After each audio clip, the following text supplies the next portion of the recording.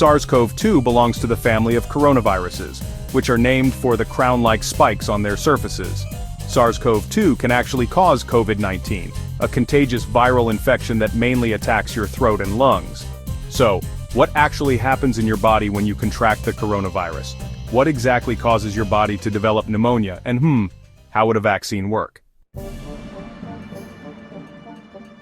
The coronavirus really needs to infect living cells in order to reproduce. Let's have a closer look inside the virus, no? The genetic material inside contains the information needed to make more copies of itself. There's also a protein shell that provides a hard, protective enclosure for the genetic material. As the virus travels between people, an outer envelope allows the virus to infect cells by merging with the cell's outer membrane.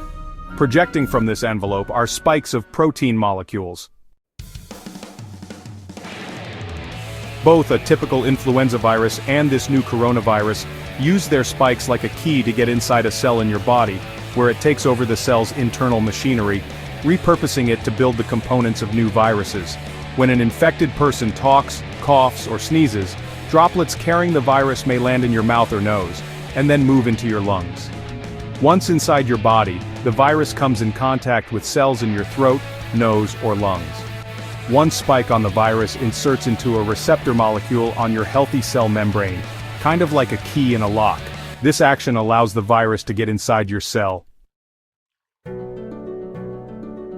A typical flu virus would travel inside a sac made from your cell membrane to your cell's nucleus, which houses all its genetic material. The coronavirus, on the other hand, doesn't need to enter the host cell nucleus. It can directly access parts of the host cell called ribosomes. Ribosomes use genetic information from the virus to make viral proteins, like the spikes on the virus's surface. A packaging structure in your cell then carries the spikes in vesicles, which merge with your cell's outer layer, the cell membrane. All the parts needed to create a new virus gather just beneath your cell's membrane. Then a new virus begins to bud off from the cell's membrane. Now, with the virus spreading in your body, how can you develop pneumonia symptoms?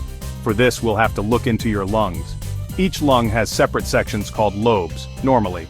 As you breathe, air moves freely through your trachea, or windpipe, then through large tubes called bronchi, through smaller tubes called bronchioles, and finally into tiny sacs called alveoli. Your airways and alveoli are flexible and springy. When you breathe in, each air sac inflates like a small balloon, and when you exhale, the sacs deflate.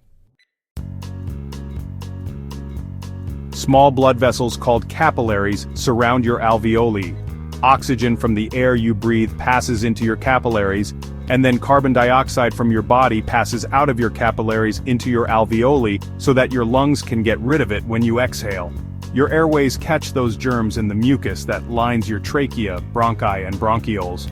In a healthy body, hair-like cilia lining the tubes constantly push the mucus and germs out of your airways, where you might expel them by coughing normally. Cells of your immune system attack viruses and germs that make it past your mucus and cilia and enter your alveoli. However, if your immune system is weakened, like in the case of a coronavirus infection, the virus can overwhelm your immune cells and your bronchioles and alveoli become inflamed as your immune system attacks the multiplying viruses. The inflammation can cause your alveoli to fill with fluid, making it difficult for your body to get the oxygen it needs. You could develop pneumonia where one lobe of your lungs is affected, or you could have bronchopneumonia that affects many areas of both lungs. Pneumonia may cause difficulty breathing, chest pain, coughing, fever, and chills. You might also experience confusion, headache, muscle pain, and fatigue. It can also lead to more serious complications.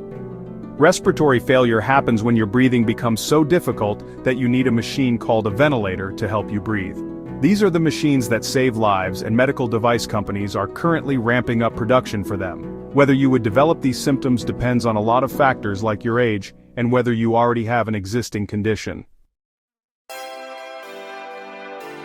Well, this all sounds scary, no? The push to develop a coronavirus vaccine is moving at high speed. Studies of other coronaviruses led most researchers to assume that people who have recovered from a SARS-CoV-2 infection could be protected from reinfection for a period of time, but that assumption needs to be backed by empirical evidence and, some studies suggest otherwise. There are several different approaches for a potential vaccine against the coronavirus. The basic idea is that you would get a shot that contains faint versions of the virus. The vaccine would expose your body to a version of the virus that is too weak to cause infection, but just strong enough to stimulate an immune response within a few weeks.